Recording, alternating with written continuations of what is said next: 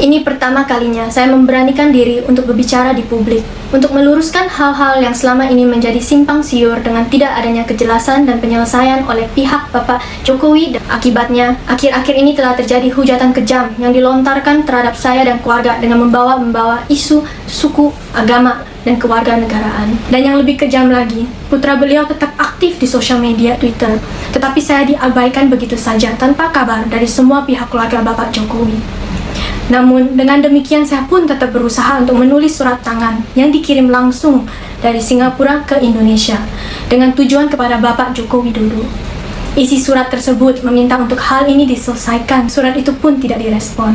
In all honesty, it was an immense blow for me and of course my parents who saw me in distress and confusion. They could not bear to see me. 5 tahun hubungan saya dengan putra beliau bukanlah waktu yang singkat. Saya sangat terpukul dan tidak bisa berkata apapun. Namun, saya beruntung karena ada ibu dan kakak saya yang mewakili saya, dan keluarga besar yang menguatkan saya.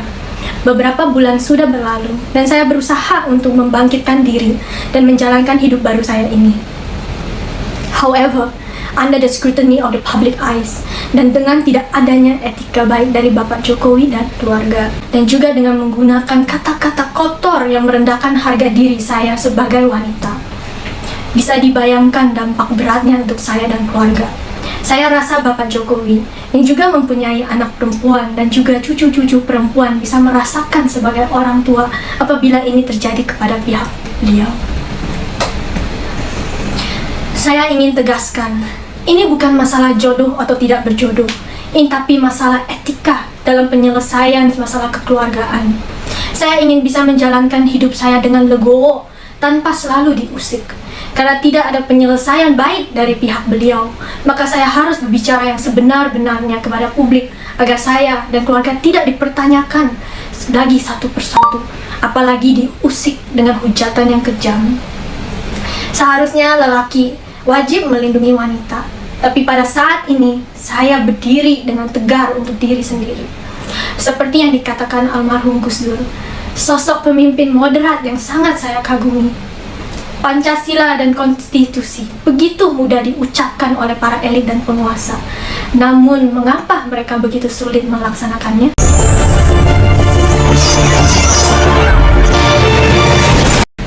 Selamat siang kepada seluruh saudara-saudari di Indonesia. Saya Felicia, yang juga lebih akrab dikenal sebagai Felicia Tissue di sosial media. Ini pertama kalinya saya memberanikan diri untuk berbicara di publik, untuk meluruskan hal-hal yang selama ini menjadi simpang siur dengan tidak adanya kejelasan dan penyelesaian oleh pihak Bapak Jokowi dan keluarga. Akibatnya, akhir-akhir ini telah terjadi hujatan kejam yang dilontarkan terhadap saya dan keluarga dengan membawa isu suku, agama, dan kewarganegaraan. Setelah memilih untuk diam selama ini, saya rasa ini tidak bisa terus dibiarkan. Hujatan harus dihentikan dan publik harus mengetahui apa yang terjadi sebenarnya. Pada tahun 2016, saya diminta oleh putra bungsu Bapak Jokowi untuk bertemu dengan beliau dan Ibu Iriana, dan juga sempat diperkenalkan kepada keluarga besar beliau. Sejak berjalannya hubungan antara saya dan putra beliau, sudah beberapa kali diundang untuk menghadiri acara keluarga besar beliau, seperti pernikahan Mas Rio dan Mbak Ayang. Dalam acara tersebut, saya disediakan tempat tinggal di kediaman Mas Gibran selaku putra sulung beliau dan Mbak Selvi selaku istrinya. Saat itu saya sempat bertemu juga dengan Bude dan Pak B selaku kakak dan kakak ipar dari keluarga Ibu Iriana. Dengan pihak keluarga saya pun, putra beliau sudah meminta izin kepada orang tua dan nenek saya dan sering bertemu untuk menjalin hubungan yang baik. Dengan keakraban tersebut yang dijalin sedemikian waktu, tentunya kehilangan mendadak putra beliau dari kehidupan saya bukanlah hal sepele yang bisa dipertimbangkan dan diperlakukan seperti beberapa hal politik yang sering waktu diabaikan dengan cara mendiam. Tapi masalah saya ini harus diselesaikan secara kekeluargaan. No ifs and no buts. Pada akhir Desember 2021, putra beliau menelpon dan mengatakan secara langsung kepada saya keinginan untuk menikah dan sudah memberitahukannya kepada Bapak Jokowi. Putra beliau pun sudah meminta restu kepada orang tua saya. 2 minggu kemudian, putra beliau menghilang dan memblokir seluruh kontak selular. Walaupun saya sangat terpukul, saya mentegarkan diri dan mencari cara untuk mengetahui apa yang sebetulnya terjadi dengan mencoba untuk menghubungi putra beliau dengan berbagai cara dan juga kepada keluarga Bapak Jokowi. Tapi dengan sesatnya, tidak ada satupun yang merespon dan Ibu Riana pun mengganti kontak selularnya. Satu-satunya pembicaraan yaitu dengan Bude yang sempat kaget kepada perilaku putra beliau. Pada waktu itu, saya dianjurkan untuk tidak mengosongkan pikiran dan disampaikan bahwa Bude yang akan coba cari tahu dari keluarga beliau. Namun, setelah 2 hari kemudian, pada saatnya saya WhatsApp kepada Bude, dia pun tidak merespon balik. Alangkah anehnya. Dan yang lebih kejam lagi, putra beliau tetap aktif di sosial media Twitter, tetapi saya diabaikan begitu saja tanpa kabar dari semua pihak keluarga Bapak Jokowi. Namun, dengan demikian saya pun tetap berusaha untuk menulis surat tangan yang dikirim langsung dari Singapura ke Indonesia dengan tujuan kepada Bapak Joko Widodo. Isi surat tersebut meminta untuk hal ini diselesaikan secara kekeluargaan karena dampaknya akan sangat berat bagi saya apabila tidak ada penjelasan dan penyelesaian dari pihak beliau. Sebagai wanita sederhana, saya tidak ingin kehidupan pribadi saya menjadi konsumsi media, apalagi ditambahi oleh hujatan-hujatan yang seharusnya tidak terjadi. Namun, sayangnya surat itu pun tidak direspon. Dengan situasi tersebut, saya tetap memilih untuk diam tanpa memberitakan apapun ke media. Walaupun banyaknya media-media yang coba untuk mencari tahu, saya tetap berharap ada etika yang baik dari pihak keluarga beliau untuk menyelesaikannya secara kekeluargaan. Tetapi di saat putra beliau menghilangkan semua foto-fotonya di halaman Instagramnya, berita mulai muncul. Nenek saya yang sudah berusia 84 tahun menelpon untuk bertanya. Namun saya hanya bisa menyampaikan, belum tahu Ama, tapi jangan khawatir ya. Karena saya mengkhawatirkan kesehatannya.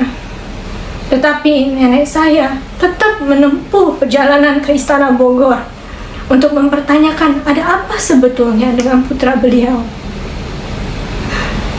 Sayangnya, perjalanan itu sia-sia. Dinding istana begitu tebal dan tidak ada seorang pun yang menjawab pertanyaan nenek saya. Akhirnya, badai tidak bisa lagi terbendung. Pada tanggal 7 Maret 2021, 2 hari sebelum perayaan ulang tahun saya, saat media online mengungkapkan foto kebersamaan putra beliau dengan sosok wanita yang saya kenal sebagai karyawan perusahaannya.